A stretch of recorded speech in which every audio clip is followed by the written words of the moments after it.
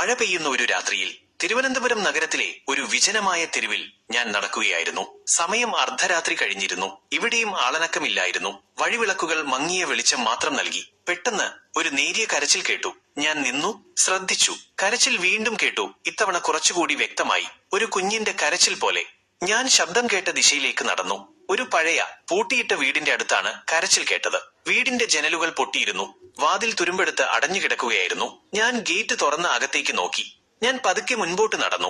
കരച്ചിൽ കൂടുതൽ വ്യക്തമായി കേൾക്കാമായിരുന്നു. അത് വീടിന്റെ അകത്തു നിന്നാണ് വരുന്നത് എന്ന് ഉറപ്പായിരുന്നു. വാതിൽ തുറക്കാൻ ശ്രമിച്ചെങ്കിലും നടന്നില്ല. അത് അകത്തുനിന്ന് പൂട്ടിയിരിക്കുകയാണെന്ന് തോന്നി. അപ്പോഴാണ് ഞാൻ ജനലിലൂടെ അകത്തേക്ക് നോക്കിയത്. പൊട്ടിയ ഗ്ലാസുകൾക്കിടയിലൂടെ ഒരു മങ്ങിയ വെളിച്ചം കാണാൻ കഴിഞ്ഞു. ഒരു ചെറിയ കട്ടിലിൽ ഒരു കുഞ്ഞ് കിടന്ന് കരയുകയായിരുന്നു. മുറിയിൽ മറ്റാരെയും കണ്ടില്ല. എന്റെ ഹൃദയം വേദനിച്ചു. ഇത്രയും തണുപ്പുള്ള രാത്രിയിൽ ഈ വിജനമായ വീട്ടിൽ ഈ കുഞ്ഞ് എങ്ങനെ എത്തി? ഞാൻ ഉടൻ തന്നെ പോലീസിനെ വിളിക്കാൻ തീരുമാനിച്ചു. എന്റെ ഫോൺ എടുത്ത് നമ്പർ ഡയൽ ചെയ്യാൻ തുടങ്ങിയപ്പോഴാണ് എന്റെ ശ്രദ്ധ മറ്റൊന്നിലേക്ക് പോയത്. കട്ടിലിന്റെ അടുത്തുള്ള ഭിത്തിയിൽ ആരോ എന്തോ എഴുതിയിരിക്കുന്നു. ഞാൻ ജനലിനോട് കൂടുതൽ ചേർന്ന് നോക്കി. മങ്ങിയ വെളിച്ചത്തിൽ ആ വാക്കുകൾ പതിയെ തെളിഞ്ഞു വന്നു.